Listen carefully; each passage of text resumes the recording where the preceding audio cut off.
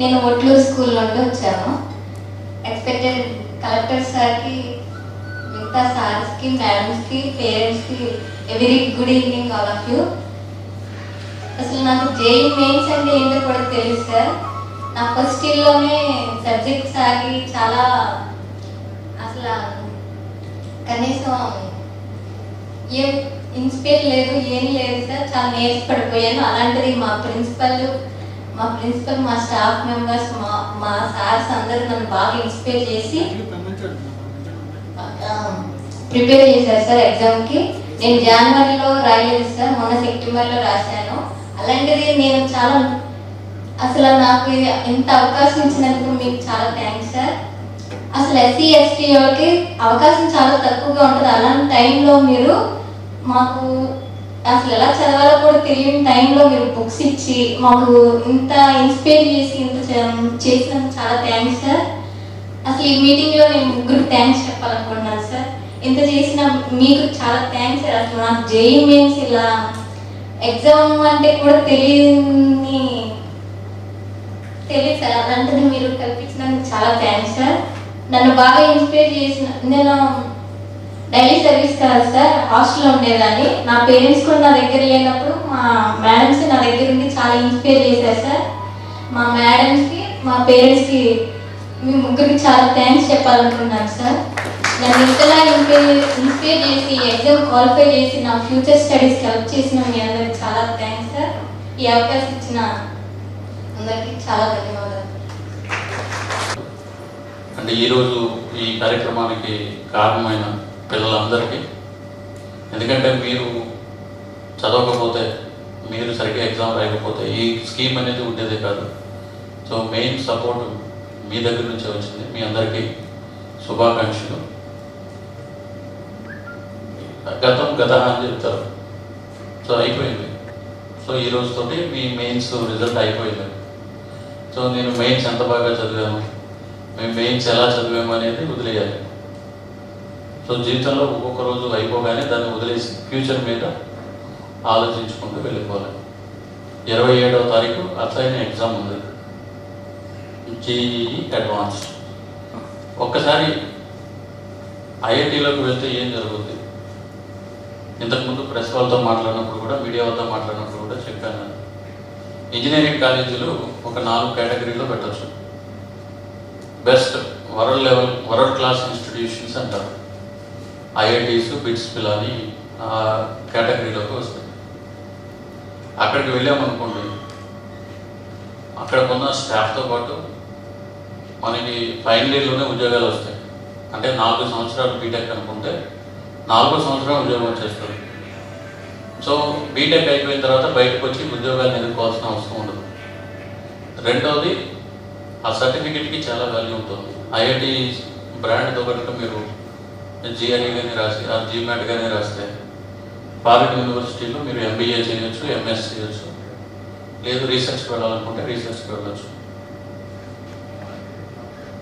Next, అక్కడ ఉన్న staff plus మనకి స్టడీకి సంబంధించి చాలా బాగుంటుంది.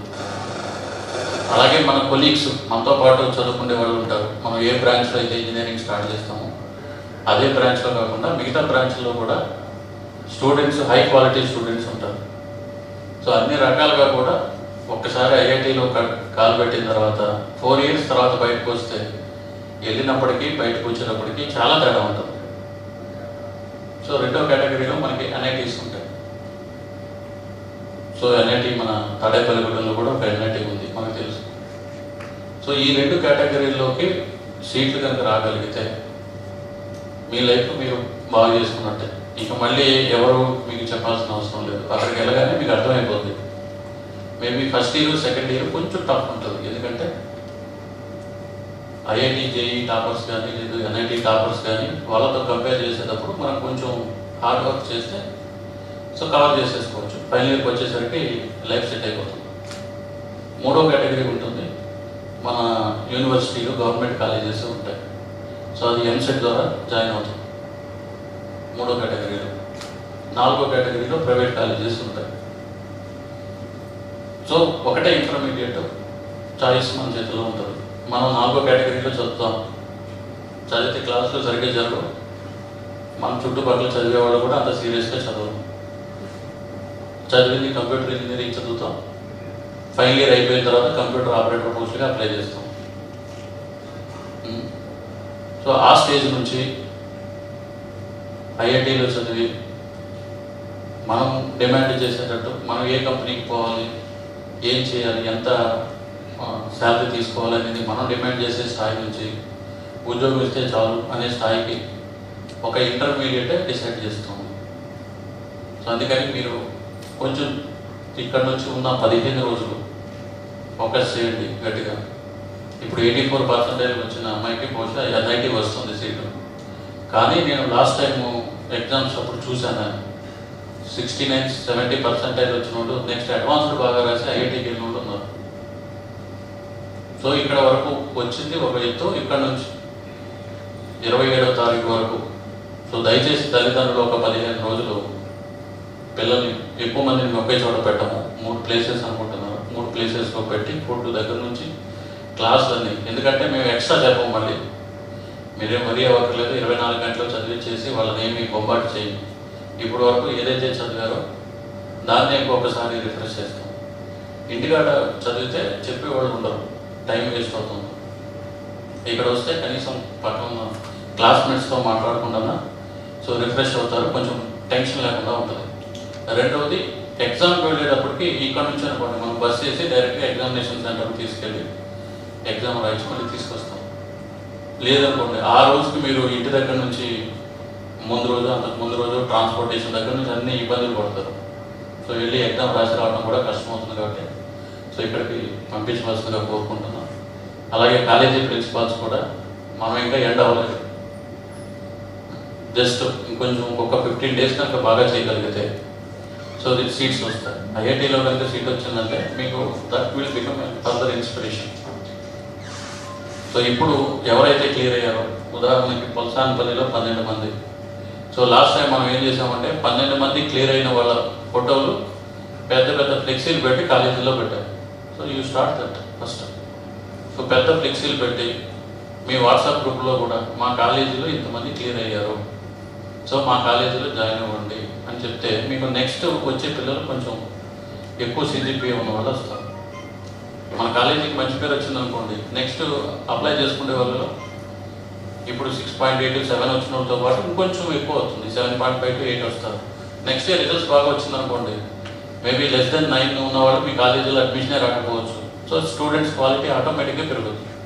స్టూడెంట్స్ క్వాలిటీ ఆటోమేటిక్గా పెరిగినప్పుడు రిజల్ట్స్ ఆటోమేటిక్గా వస్తాయి. సో దయచేసి ఈ పిల్లలకి పబ్లిసిటీ ఎక్కువ చేయండి, మీ కాలేజీలో చదువుకున్న వాళ్ళకి ఎందుకు వచ్చిందని చెప్పి. నెక్స్ట్ ఈ సంవత్సరం ఐఐటికి మళ్ళీ చెప్తున్నా, ఐఐటి ఆర్ ఎన్ఐటి రెండు, ఐఐటిలో కానీ ఎన్ఐటిలో కానీ సీట్స్ తెచ్చుకుంటే ఫస్ట్ ఇయర్ ఫీజు మేము ఏదో రకంగా దంతాలు పడవు, డోనార్స్ కావచ్చు వేరే రకాలుగా తెప్పించి మీకు ఫస్ట్ ఇయర్ ఫీజు పే చేస్తాం. సో ఎంతమంది స్టూడెంట్స్ తెచ్చుకుంటారని మీ చేతిలో ఉంటుంది. సో చాయిస్ ఇప్పుడు మీ చేతిలో ఉంది. మీరు ఎక్కువ తెచ్చుకున్నారనుకోండి 1,00,000 అలా పడుతుంది ఒక సీటుకి ఫస్ట్ ఇయర్. తర్వాత నుంచి ఏమవుతుందంటే మీకు ఈ ఫీజు రీయింబర్స్మెంట్లు అన్నీ వచ్చేస్తాయి. కానీ ఫస్ట్ ఇనీషియల్గా కట్టాల్సి ఉంటుంది. అడ్మిషన్స్ ప్రాసెస్లో ఫస్ట్లో డబ్బులు కట్టాల్సి ఉంటుంది. సో నెల్లూరులో ఉన్నప్పుడు ఒక 31 మంది కట్టాను. సో అందరినీ తీసుకోండి. సో దానివల్ల వాళ్ళు ఉన్నారు. ఇప్పుడు నా దగ్గర కూడా కొన్ని ఫోటోలు ఉన్నాయి.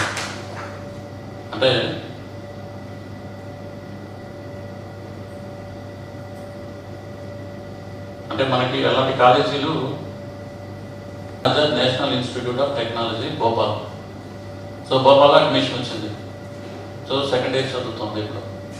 సో ఇంకొక 2 yearsలో సో మంచిగా సెటిల్ అయిపోతుంది. సో గుర్తుపెట్టుకోండి, మనం కంప్యూటర్ ఆపరేటర్ పోస్టులకి అప్లై చేస్తామా, లేదు సాఫ్ట్వేర్ ఇంజనీర్గా సెలెక్ట్ ఒక సాఫ్ట్వేర్ రెడీ చేస్తామా, లేదు ఒక ఎంబీఏ చేసి ఫర్దర్గా ఒక కంపెనీలో ఒక కన్సల్టెన్సీ కంపెనీలో ఉంటామా, లేదు ఒక రీసెర్చ్ చేసి ఒక రీసెర్చ్ సైంటిస్ట్గా ఉంటామా, లేదంటే ఊళ్ళో కూర్చుంటామా. సో పేదరికాన్ని జయించాలంటే మనకి అన్నిటికంటే బెస్ట్ మెథడ్ చదువు. చదువుకుంటే మీరు కనుక సెటిల్ అయితే మీకు రెగ్యులర్గా మీకు ఏమీ చేయాల్సిన అవసరం లేదు. అటు గవర్నమెంట్ కానీ వేరే వాళ్ళు కూడా ఏమి చేయాల్సిన అవసరం లేదు. మీతో పాటు చాలామందికి ఉపాధి కల్పించే స్టేజ్ వస్తుంది. సో దయచేసి ఇక్కడ నుంచి టైం మాత్రం అస్సలు వేస్ట్ చేసుకోవద్దు. సో మనకేంటంటే ఎప్పుడూ లేనప్పుడు ఒక్కసారి సక్సెస్ రాగానే మనం అందులో మునిగిపోతాం. సో మళ్ళీ మెయిన్స్ అయిపోయింది కదా అనుకుంటాం, కానీ అడ్వాన్స్లో టఫ్ ఉంటుంది. మెయిన్స్తో కంపేర్ చేస్తే అడ్వాన్స్లో టఫ్ ఉంటుంది. సో మనం ఏదైతే బాగా చదువుకున్నామో దాన్ని కొంచెం ఎక్కువ ప్రాక్టీస్ చేసి ఎగ్జామ్ పేపర్ టఫ్ ఉంటుందని ఫీల్ అయ్యి వెళ్ళండి లోపలికి. సో ఫస్ట్ 4 క్వశ్చన్లు రాకపోతే ఇంకంతే అయిపోయింది, నాకు రాదు అని చెప్పి ఇంక ఏబిసిడీలు లాటరీలు మొదలెడితే రాదు. సో అక్కడ అలా చూడరు, అది ఎలిమినేషన్ ప్రాసెస్. ఈ ఎగ్జామ్లో ఫస్ట్ 10,000 అంతమందిలో తీసుకుంటారు. ఆ 10,000 మందిలో ఉంటే చాలు, మనం ఫస్ట్ ఉండాల్సిన అవసరం లేదు, 1000 ఉండాల్సిన అవసరం లేదు. ఇప్పుడు 10,000లో ఎక్కడున్నా మనకి సీట్ వచ్చే అవకాశం ఉంటుంది. సో అది దృష్టిలో పెట్టుకోండి. పేపర్ టఫ్ ఉంటుందని ఊహించుకుని ముందు నుంచే చెప్పండి. అలాగే మోడల్స్ ఎలా ఉంటాయి, న్యూమరికల్ మోడల్స్ ఎలా ఉంటాయి, అవన్నీ కూడా మనకి డివిఆర్ గారు మీకు ఒక 2-3 క్లాసులు తీసుకుంటారు, ముందే తీసుకుని చెప్తారు. సో దాని ప్రకారం కొన్ని. సో అలాగే పాత పేపర్లు మాత్రం చేయటం మర్చిపోకండి. పాత పేపర్లు ఎక్కువ చేయండి. ఏదైనా చదివేది ఏదైనా ఉంటే ఒక 10 రోజుల్లో బాగా చదివేయండి. ఈ వచ్చే 10 రోజుల్లోనే నైట్ అవుట్ చేస్తారా, ఎలా చదువుతారా అనేది 10 రోజుల్లోనే. లాస్ట్ 5 డేస్ మాత్రం హెల్త్ ఇంపార్టెంట్గా ఉండాలి. ముందు రోజు నైట్ అవుట్ చేసి ఎగ్జామ్కి వెళ్ళిపోతే అక్కడ మనకి ఏమంటారు, సరిగ్గా కనబడకపోతే, సరిగ్గా మనకి ఒక్కోసారి టెన్షన్లో చెమటలు వచ్చేస్తే ఎగ్జామ్ బాగా చేయలేదు. సో లాస్ట్ 5 డేస్ అంటే 27వ తారీఖు అంటే 22వ తారీఖు నుంచి చదివిస్తూ తగ్గాలి. సో నెక్స్ట్ 10 డేస్ మాత్రం ఎంత ఎక్కువ చదవగలిగితే అంత ఎక్కువ చదవాలి. ఇంక మీద అదేమీ ఆలోచించద్దు.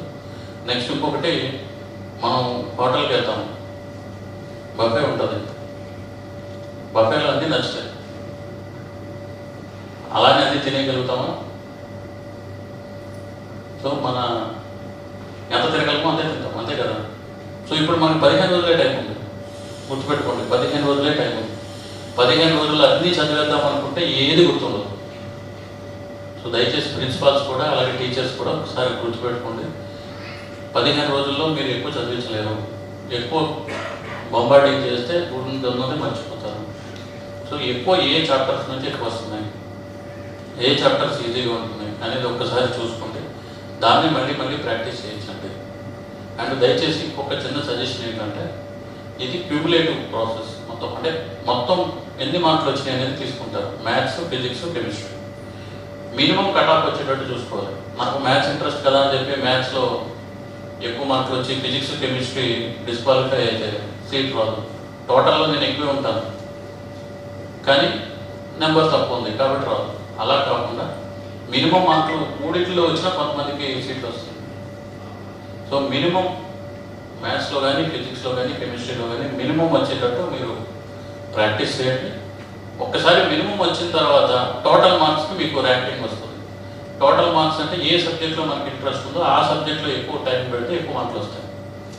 ఉదాహరణకు మ్యాథ్స్ ఇంట్రెస్ట్ అనుకోండి, మ్యాథ్స్లో 70-80 తెచ్చుకోండి. ఫిజిక్స్లో సపోజ్ కట్ ఆఫ్ ఒక 20 అనుకోండి, 30 మార్కులు అనుకుంటే 40. కెమిస్ట్రీలో 40 వస్తే చాలు. అంతేగాని ఈక్వల్గా రావాలని చెప్పి 50-50 అని ట్రై చేస్తే రావు. ఏదైతే ఇంట్రెస్టింగ్ సబ్జెక్ట్ ఉంటుందో అక్కడ ఎక్కువ మార్కులు వచ్చే అవకాశం ఉంటుంది. సో దాని మీద ఎక్కువ ఫోకస్ చేస్తూ మిగతా 2 మాత్రం ఖచ్చితంగా ఆ మినిమం కట్ ఆఫ్ వచ్చేటట్టు చూడండి. సో నెక్స్ట్ 15 రోజులు ఒక యజ్ఞం లాగా. మేము సివిల్స్ ప్రిపేర్ అయ్యేటప్పుడు మా అనేవాళ్ళు 1.5 year పాటు సన్యాసి అయిపోవాలి అని. అంటే బయట ప్రపంచంతో సంబంధం ఉండకూడదు. సో ఆ టైప్లో కనుక మారితే ఒక 15 రోజులు ఖచ్చితంగా సీట్స్ వస్తాయి. సీట్స్ వస్తే మీకు ఒకటి ఫస్ట్ ఇయర్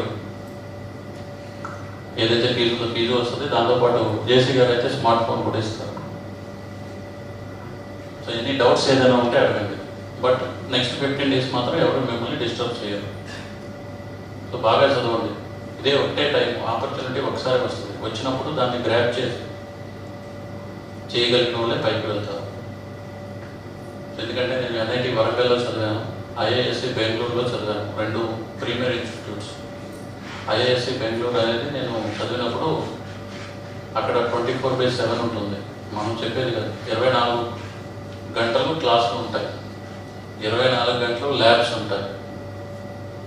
ఒక్కొక్క ప్రొఫెసరు 10:30 తీసుకోవచ్చు, రాత్రి టైం ఉండదు. ఎగ్జాము మనకులాగా 3 గంటలకి ఎగ్జామ్ అని ఉండదు. క్వశ్చన్ పేపర్ మాకే ఇచ్చేస్తారు. ఈరోజు మార్నింగ్ క్వశ్చన్ పేపర్ ఇచ్చి రేపు మార్నింగ్ ఇచ్చిన టయానికి ఆన్సర్ షీట్ తీసుకురామంటారు. ఆన్సర్ షీట్ మీరు మీ ఫ్రెండ్స్తో మాట్లాడుకుంటారా, మీ సీనియర్స్తో మాట్లాడుకుంటారా, నెట్లో సెర్చ్ చేసి చేస్తారా, అది మీ ఇష్టం. గుర్తుపెట్టుకుని చేశాడనే దానికి వాళ్ళు చూడరు. వాళ్ళు చూసేది నీకు అర్థమైందా లేదా అనేది చూస్తారు. సో అది అర్థమైంది అనుకోండి, ఏదైనా ఎప్పుడైనా మనం అప్లై చేయొచ్చు. సో అంత ఫ్లెక్సిబుల్గా ఉంటే మంచి మంచి ప్రొఫెసర్స్ ఉంటారు. సో అలాంటి దాంట్లో ఒక్కసారి అడుగు పెట్టాలి అంటే ఎంతో రాసి ఉండాలి. సో అది రాసి ఉండాలి అంటే మన రాసిన మనమే రాసుకోవాలి. ఎవరో బ్రహ్మదేవుడు పైన కూర్చుని అందరినీ రాయడం, మనమే రాసుకోవాలి. వివేకానంద చెప్పినట్టు you are the creator of your own destiny. So మన రాతలు మనమే మార్చుకుందాం. సో దయచేసి కష్టపడి చదవండి. ఒక 10 రోజులు, నెక్స్ట్ 5 days కొంచెం రివైజ్ చేసుకోండి. దాంతో రిజల్ట్ వచ్చేస్తుంది. రిజల్ట్ గురించి ఆలోచించి మళ్ళీ టెన్షన్ పడితే ఉంటే మాత్రం చదివింది మర్చిపోతారు. దయచేసి ఎగ్జామ్ గురించి మాట్లాడుకోవద్దు. 15 రోజులు బాగా చదవండి, వెళ్ళి ఎగ్జామ్ రాయండి. రెస్ట్ హిస్టరీ అవుతుంది. మనం హిస్టరీ క్రియేట్ చేసేటప్పుడు ఏం మాట్లాడాల్సిన అవసరం లేదు. హిస్టరీ క్రియేట్ అయిన తర్వాత దాని గురించి అందరూ చెప్పుకోవాల్సింది. సో అందరికీ ఇక్కడికి వచ్చినందుకు మీ అందరికీ మరొకసారి ధన్యవాదాలు. మాకు ఏదైనా రిటర్న్ ఇచ్చారంటే అది మాకు సీట్స్, ఇవన్నీ కాదు. మాకు ఐఐటి సీట్స్ లేదు ఎన్ఐటి సీట్స్, ఎన్ని సీట్స్ ఇస్తే మా మీద మీకు అంత గౌరవం ఉన్నట్లేక. Thank you.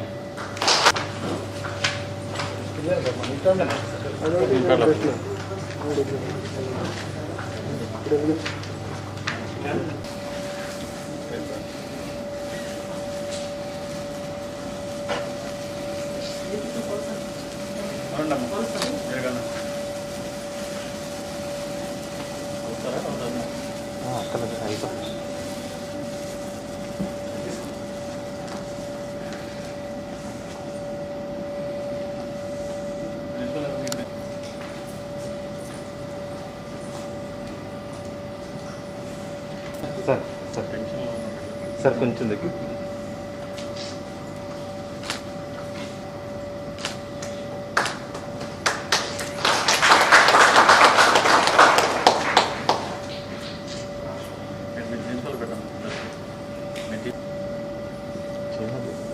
దాంతో అలా పట్టుకో, నైఫ్తో పడుతుంది.